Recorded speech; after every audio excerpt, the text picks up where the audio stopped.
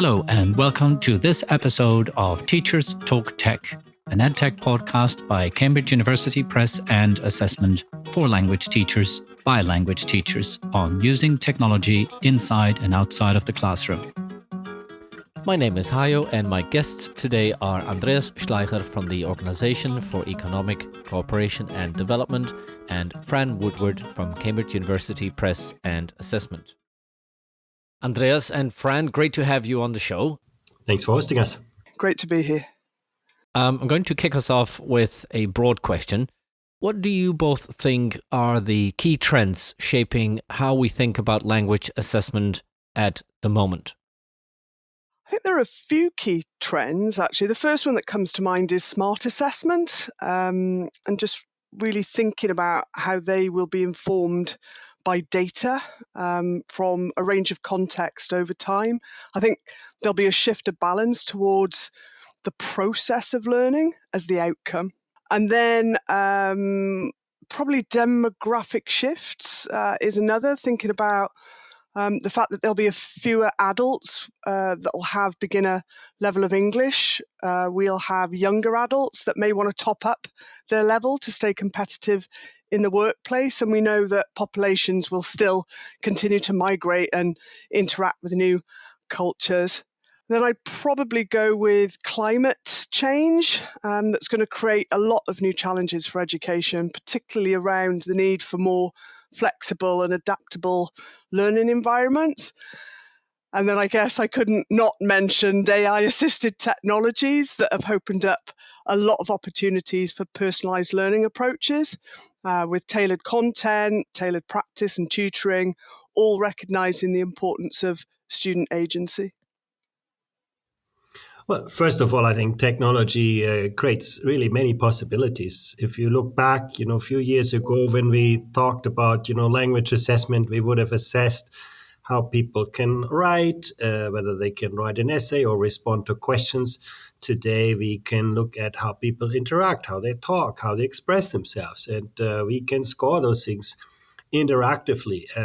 We do no longer have to separate learning and assessment, which I think is always one of the biggest problems. We can integrate learning and assessment. We can even give learners feedback while they're being assessed. We can give teachers insights how different students progress differently. I do think technology is a great enabler for more innovative forms of assessment. I do think language benefits in particular from that, because the reason why students are often good in grammar and vocabulary, but quite poor in expressing themselves in a language, is because that's the way we teach it. That's the way we test it. At the moment we actually build the more interactive, communicative elements into the assessment, I'm confident that's going to have implications on how languages are going to be taught and looked at. Thank you, Andreas. What is your future vision of assessment, and how do you think this will change? I think one of the greatest mistakes perhaps that we have made in the history of education was to divorce learning from assessment.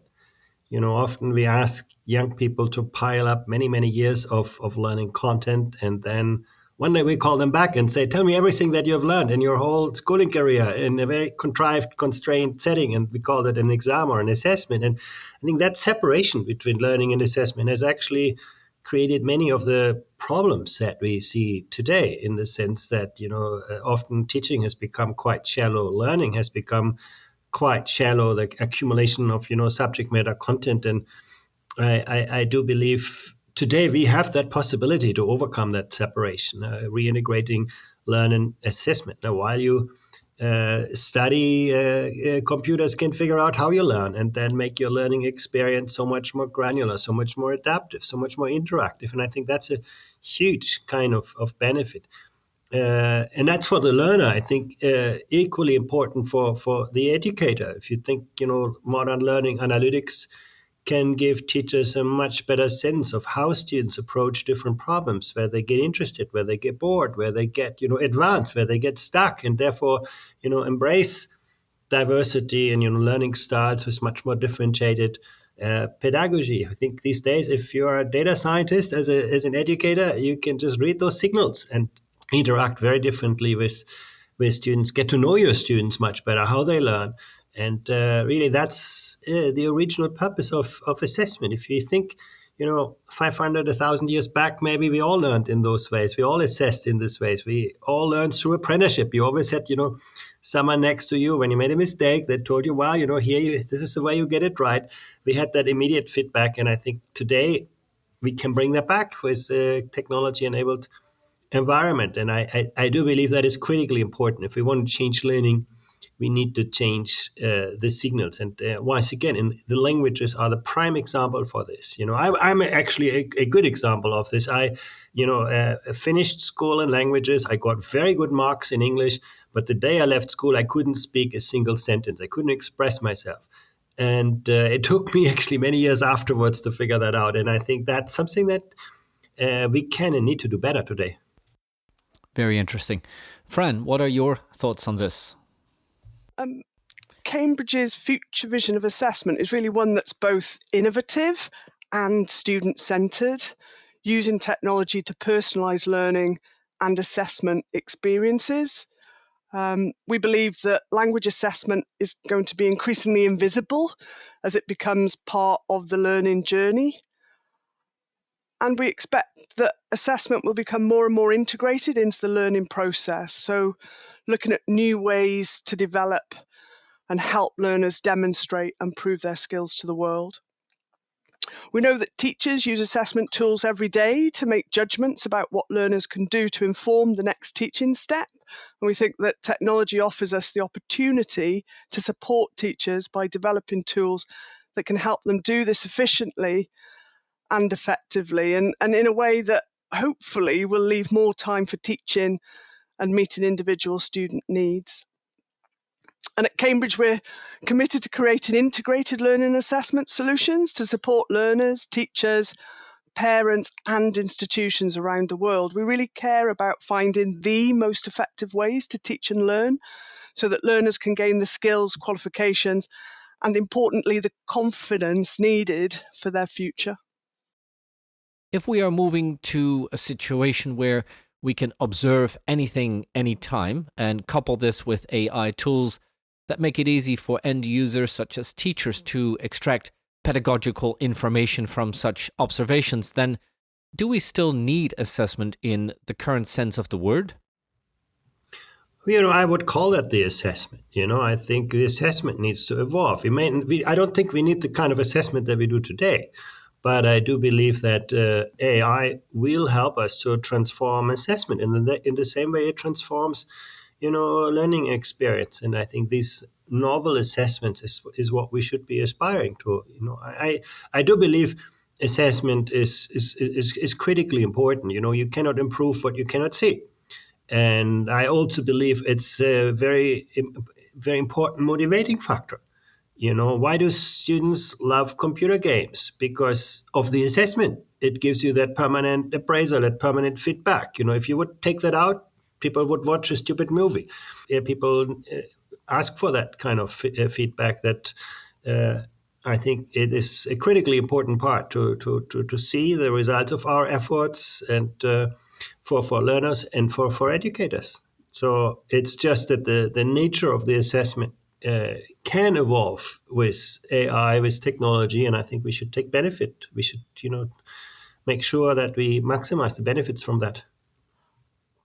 I think future assessments might be taken at the right time for students' educational development and achievements rather than in the annual cycles. So, international recognition will be much about the evidence you gather while you learn, as it is about your test results.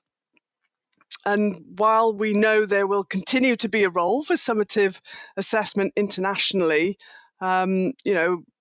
recognized results to prove your skills will be important. We think that the data you gather as you learn and the formative assessments you take along the way will really start to become more important and will help build a fuller picture of a learner's achievements and skills.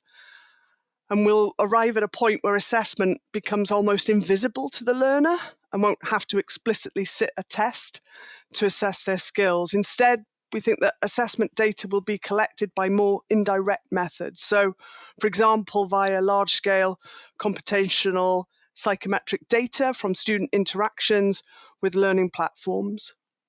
Thank you, Fran. Technology is moving towards reducing the cost of materials production, including assessment, close to zero. It also increasingly enables learners to engage in this process. What do you think is the impact of this?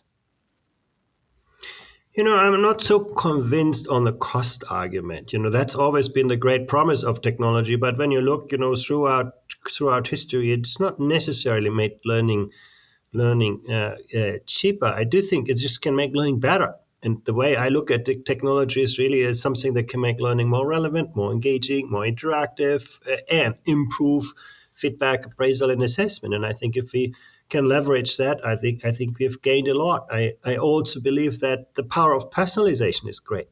Why should students all learn in exactly the same way, all being assessed with the same instruments? Today, with technology, may things cheaper. It may make things even more, more costly to some extent. But I do think we have that possibility that people can learn in the way they learn best and most effectively. So I think the increase in the effectiveness of learning, the increase in the relevance of learning, those certainly make it worthwhile to go into assessment. I think also equity and inclusion are important here.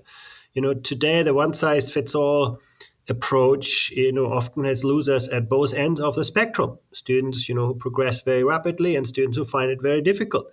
If you give everybody the same assessment, everybody the same learning method, you're not do justice to it, the diversity of learner interests, learner needs, capabilities. And I think, again, also here, technology can do a lot. Just think of students with special learning needs. They get very poorly served today. And I think through technology-enabled system, we can do justice to their needs as well.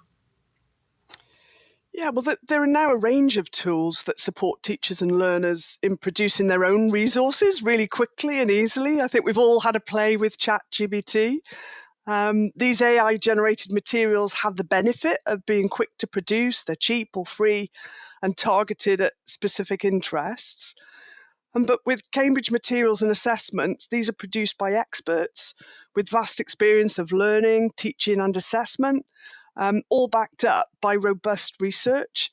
And so that ensures that Cambridge is a mark of quality. So our resources and exams have been shown to be trustworthy, reliable, and effective in supporting teachers and learners to achieve their goals. And so through our integrated learning assessment offer, we're developing digital experiences that will personalise learning for students based on their interest and their level, as well as provide reliable evidence of learning for teachers and institutions. And so this will help us better target learning resources for teaching and allow students to learn at the right level and pace with regular feedback to scaffold improvement. And for teachers, this will further reduce admin and provide the data they need to provide decisions based on learners' needs. And so innovations in technology, such as applications of AI in education, are really useful in many, many ways, but there will still be a place for quality control that includes a human in the loop. And at Cambridge, our goal is to increase equity of access to quality education through digital tools, whilst also maintaining the standards of pedagogical quality that we are famous for. With AI in particular and technology in general, is there a risk of valuing what we measure and not measuring what we value? Well, actually, I think that risk is far bigger without technology, because our current measurement instruments are actually often very myopic. We capture, written responses. We capture, static responses. We cannot, look at dynamic, behavior of people. So I do believe the risk that we have with today's assessment is that we just look at things that are easy to measure with the kind of metrics that we have. With AI, we can at least potentially do a lot better, measuring a much wider range of, knowledge, skills, even attitudes. And I think that is the great promise. Will it happen automatically? Not necessarily. AI is not a magic power. is just an incredible amplifier, an amazing accelerator. It's going to amplify good pedagogical practice and good ideas in the same way it amplifies, poor pedagogical practice. It can make learning clearly more scripted, more reactive, more passive, more stereotyped. We can use AI to predict patterns and then make judgments on people based on the behavior of people in the past. That's not a good thing to do. Or it can super empower educators to understand how people learn differently and engage with this and give students more interesting, more different, more diverse kind of learning environment. So I actually think it is very much a question of the educators who power those kinds of systems. And it's going to put a lot more demands on educators, and at the same time making their work so much more interesting and so much more effective. So the question, whether clearly there are risks, but actually I see those risks much more dominant in today's assessment methods. And can I prove that point? Yeah, absolutely. You look at learning results. Why are students so much focused on the accumulation of subject matter content when that's today no longer the prime thing that you need to be able to do?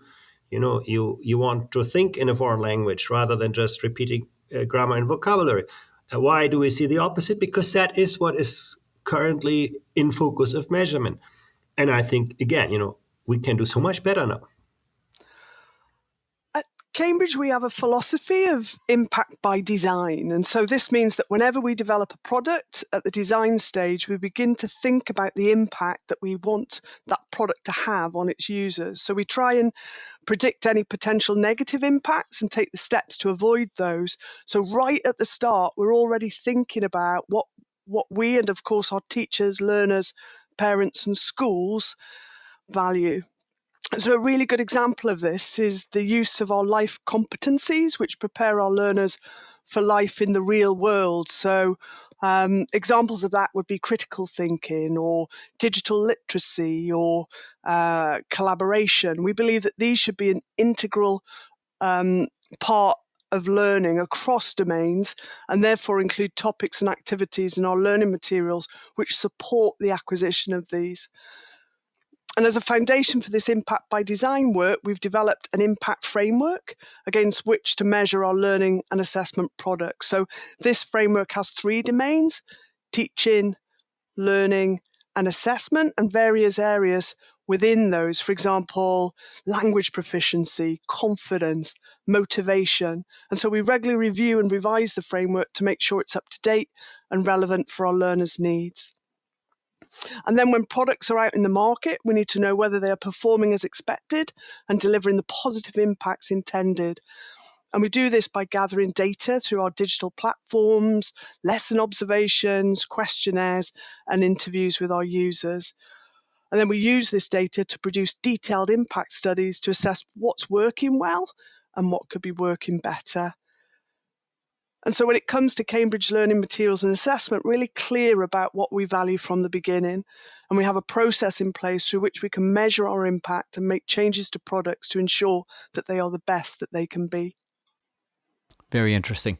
And Fran, how will the role of the teacher change as a result of this? And how about the learners? So the development of personalised, non-linear learning approaches means that the nature of teaching is changing, and teachers are increasingly seen as co-agents working with learners on their learning journey. And so teachers will need to focus on providing personalised instruction and support to students, and they'll need to be able to interpret and use assessment data effectively. An effective use of available technology might mean that it'll become easier for teachers to identify students who are struggling and provide them with targeted support. I think the role of the learners is that the change is clearly visible. Learners just get so much more ownership over what they learn and how they learn and where they learn and even when in their lives they learn. You no longer have to follow a kind of static path, one size fits all for everybody. You can chart your own learning pathways. I think for the learner, the spectrum is quite clear. For educators, maybe a little bit less. What I would clearly see is that, it is not enough in this technology-enabled world to be a great instructor. And maybe, instruction, knowledge transmission is something that technology can do in parts better than humans. I think where educators will be asked for is to become great coaches, great mentors, great facilitators, great evaluators, great designers of innovative learning environments. So I actually think technology can super empower people to do their work differently. It can also, help us, reconfigure the spaces, the time, the people, the relationships, all of that. And I think that certainly could make the work of teachers so much more interesting. I do see risks, however, as well. Again, if you do not understand an algorithm, you're going to be soon the slave of that algorithm. And it could well be that teachers become, just, consumers of prefabricated kind of learning materials and so on. And I think that is always, something that is very hard to predict. And maybe you see both sides of that, spectrum. Some people who embrace those kinds of new technologies, who can read the signals that technology provides, who understand them, who engage with them, and others who become, passive users. It's like when you use Google Maps, you may lose your sense of orientation, but it's not necessarily so. You can also, get a better sense of orientation by, moving more around and so on. So I think this is the same that we see here. What will make the difference, in my view, is to the extent to which teachers are engaged in the design of those kinds of technology-enabled solutions. Are you just buying a package as a teacher, use it, apply it, and I think then there's great risk that you just become a kind of, very convenient users of that. Or will we engage teachers in the design of those solutions, help them, draw on the pedagogical experience, the knowledge of teachers, make them part of the research that is underpinning technology-enabled solutions, give them the data science background to understand and use and improve on the solution. So I actually think, for me, that's the big differentiator. To what extent education systems will engage teachers in a design of tomorrow's learning environments. Thank you, Andreas. I'm just curious to hear from you. What do you think all of this means for the learner and the teacher and their well-being?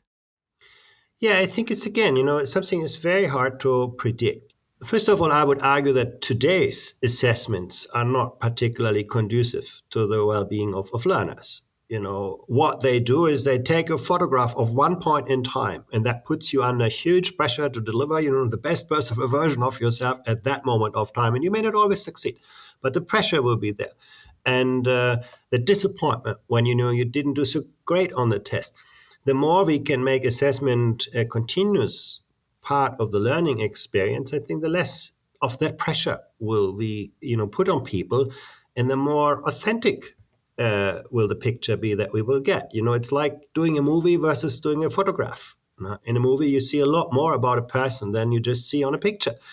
And so I think, in that sense, I also would say, the one-size-fits-all version of the assessment today is very frustrating for students who have difficulties. If you are not doing so well, you get an average assessment, you struggle, and it's very, very frustrating when you cannot solve most of the tasks. For students at the other end of the spectrum, this whole thing is boring. Why do I waste my time with a test that I know every answer to? So again, I don't think that what we currently do is particularly good for neither outcomes nor the well-being. Will technology necessarily do better? Again, I think it could. By making making assessment more authentic, more relevant, more interactive, more productive for people. But it can create new pressures. If you have AI following you on every step that you do, 24 hours per day, I'm exaggerating, but if that's the end of the result, that creates new anxieties, new pressures, new dependencies. So I think we have to take a good balance, and that brings me back to the educators. Where the technologies take their own lives, they create many pressures, many risks. Where technologies are in the hands of people who know their learners. What you want as a teacher today is to know your students, who they are, who they want to become, how you can accompany them. where they feel well, where they, get under stress. If you have that relationship with the learner as an educator, you can decide on, to what extent and in what ways technology will help them or, hinder them.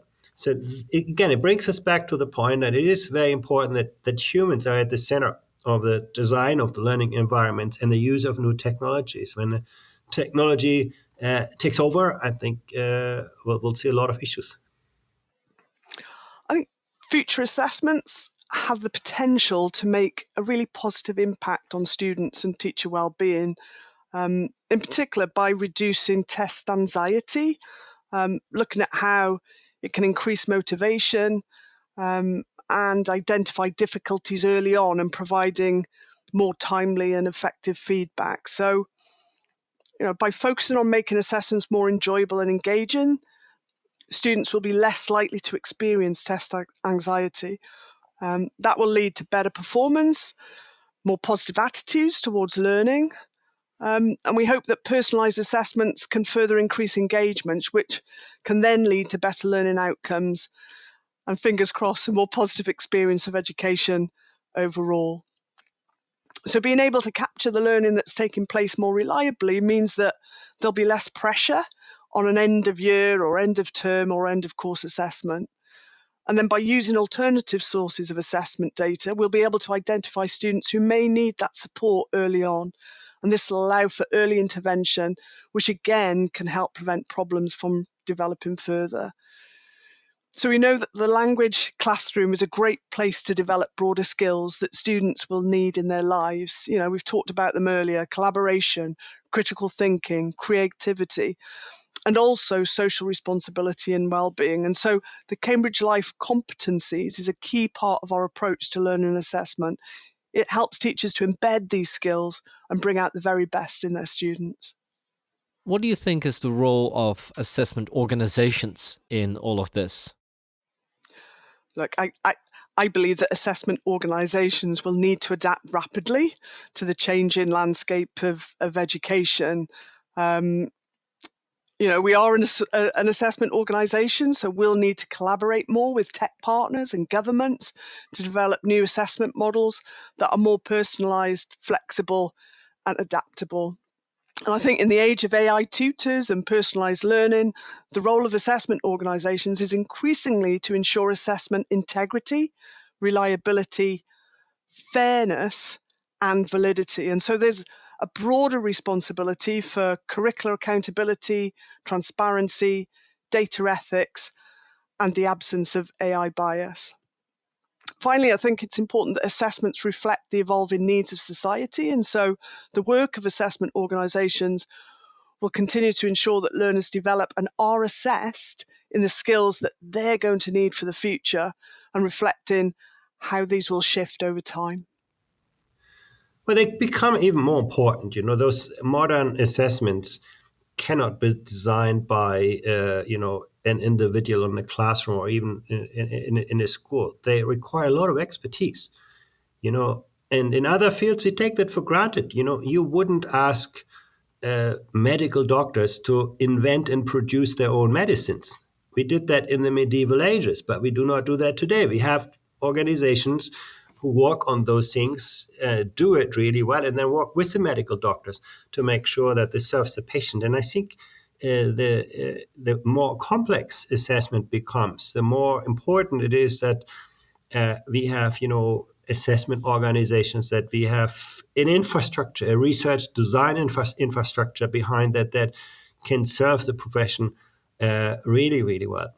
I don't think it's the end of, classroom, or school-based assessment. Maybe even that is something that assessment organizations in the future can support much better by giving teachers more flexible, better tools to create their own assessment environments. But all of that really needs a very demanding kind of infrastructure behind this. And in a way, I think probably we see greater similarity with what we see in the medical sector, where there is actually a very large research R&D infrastructure behind the medical profession. Today, we spend 16, 17 times as much on medical research and innovation than on education research and innovation. And the assessment is part of that. And that tells you something, that is, we're considering education still very much a craft, an art, less of a science. And I do think, assessment is about making education not less of an art, but certainly more of a science, something that becomes better replicable, more predictable. And again, I think having assessment organizations, a good, R&D infrastructure underpinning all of this is critically important. Maybe that's even where the bulk of the efforts will need to get into. And once again, I wouldn't see that separate from the profession. I would hope, like the way in which doctors do medical trials, that actually teachers become much more engaged, involved in those assessment organizations, not just consumers of their products. So tell me a little bit more. How are your organizations innovating to prepare for the future? Well, our work on assessment is an example.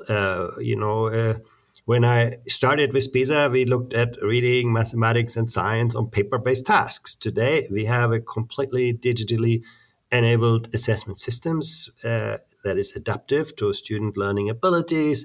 We are able to assess things like foreign languages, and not just, whether students can write, but we can assess speaking, we can assess listening. In June this year, we're going to launch results from our first assessment of creative thinking. That would have been unthinkable 5 years ago, but technology allows us to do that. We're working on an assessment of learning in the digital world, where we will completely integrate learning and assessment. We're not giving students tests in the classical ways. We give them, learning exercises, and we just follow how students, approach those learning experiences, and then, learn from their experience and build the assessment on that basis. So I think there's lots of really interesting innovation going on at the OECD, and I think in many fields. I don't think it's enough. Once again, I think our collective investment in innovation and research and education is tiny compared to other sectors, and that is reflected in the lack of progress that we see in education. But certainly we try to do our best to contribute to the field. Yeah, at Cambridge, we shape the future of learning and assessing English by combining innovation, our university partnership, and the breadth and depth of our research. We have University of Cambridge researchers that have been engaging with AI, machine learning, and data science for years. For example, we've got ALTA, which is a joint institute which brings teams from across computing, engineering, linguistics, and language assessment.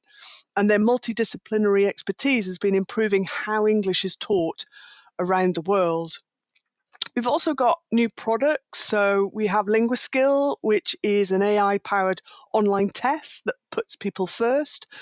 The AI-based automarker is used in live assessments. We can turn around results in 48 hours, but there's always a human in the loop, leveraging both human and AI strengths.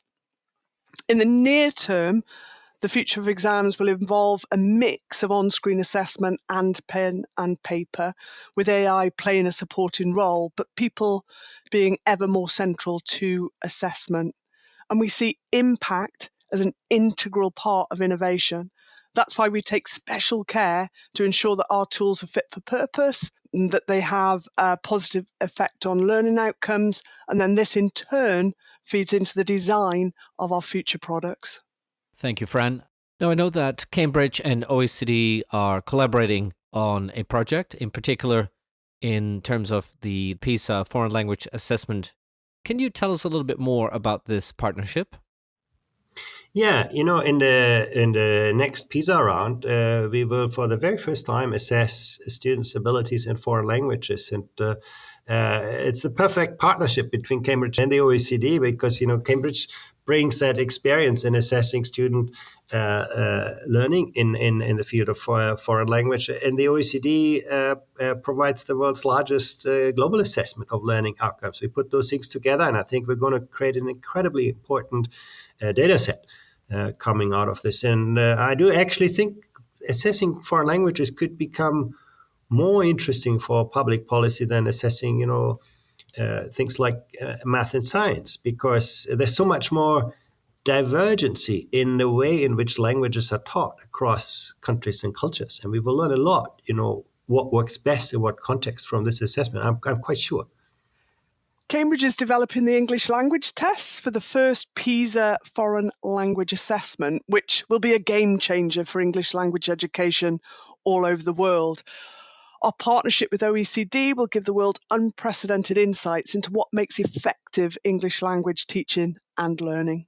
So by partnering with OECD, we're identifying best practice worldwide in terms of teaching practices and the use of resources on language learning. And by leading on the development of the test at Cambridge, we're looking at the delivery of the test content, the scoring of speaking, input into survey design, platform development, test administration, analysis, and then reporting all of this against the CEFR levels. What impact do you think that PISA foreign language assessment will have on the future of assessment?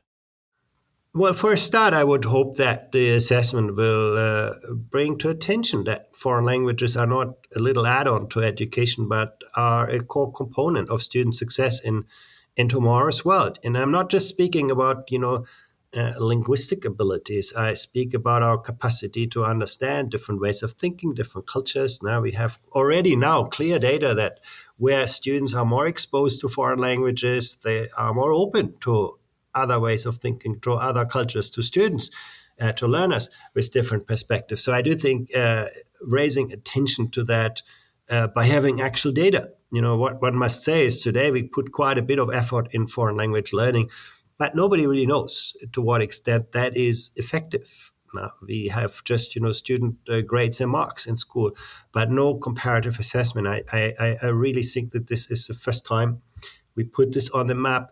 It will certainly raise many questions about the teaching of foreign languages. We know that some countries start teaching foreign languages in pre-primary school, others started in secondary school.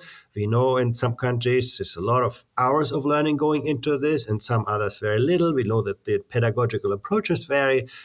You put it all together, you do a comparative assessment, you're going to get a lot of insights of what works best in what context. And I hope that PISA can contribute to, giving foreign languages greater prominence in our education systems, but also tell us how we can advance their teaching. So our assessments are developed to make a positive difference in the lives of individual schools and more widely in society. And so surveys of this kind offer an expansive view of impact on an unprecedented scale, providing invaluable insights for English teaching communities worldwide. So we're closing the skills gaps and sharing the future of English language teaching with the most up-to-date insights around the globe. So just to round us off, finally, what advice would you give to teachers and school leaders wanting to prepare themselves for the future? We'd encourage teachers to experiment with AI tools and incorporate them into their pedagogy in a way that encourages students to critically evaluate AI-generated content. We'd also actively support teachers in their development by helping them embrace the change, learn from each other, and confidently pursue their dreams and ambitions. And by taking these proactive steps, teachers can prepare themselves and their students for future challenges and opportunities. I think educational leaders need to be more proactive in shaping the future of assessment too, rather than simply reacting to change. And by embracing digital transformation, collaborating with other educators, and promoting learner well-being, we can all ensure that assessment is used to its full potential to support learning and development of students. Look carefully at how people will need their foreign languages in real life. You look less in how we attest it today, because that's going to change, that's going to evolve. Look more at what young people will need in terms of foreign languages, the ability to communicate, the ability to understand other cultures, other countries. And I think if that becomes the center of teaching, A, students will be better prepared, and B, those students will perform better on the future PISA test. Andreas and Fran, thank you for a very interesting conversation indeed. Thank you. Thank you very much. I've really enjoyed it. Thank you for listening, and check out the other conversations of the Teachers Talk Tech podcast by Cambridge University Press and Assessment.